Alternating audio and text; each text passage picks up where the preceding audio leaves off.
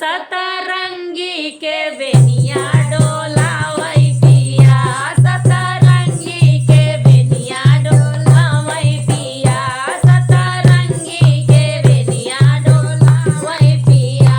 तोरे मम्मी के हम ना बोलावई पिया, तोरे मम्मी के हम ना बोलावई पिया।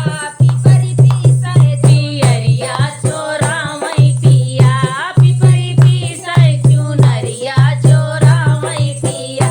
सतरंगी के बेनिया डोलावई पिया, सतरंगी के बेनिया डोलावई पिया।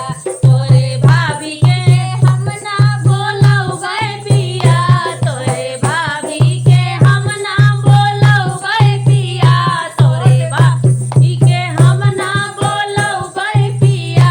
सोठ पीसै छोहारा चोरावई पिया, सोठ पीसै छोहारा चोरावई पिया। सतरंगी के बेनिया डोलावई पिया, सतरंगी के बेनिया डोलावई पिया। तोहर बहिनी के हम ना बोलावई पिया, तोरे बहिनी के हम ना बोलावई पिया, तोरे दीदी के हम ना बोलावई पिया।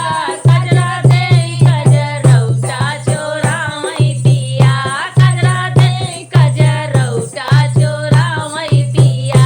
सतरंगी के बेनिया डोलावई पिया, सतरंगी के बेनिया डोलावई पिया, सतरंगी के बेनिया डोलावई पिया। होशियार हो जाओ। कहू कजरौटा चोरी हो तो कहूँ छोहारा। कहूँ कैसा लागल चुनरी। कमेंट में जरूर बतावा।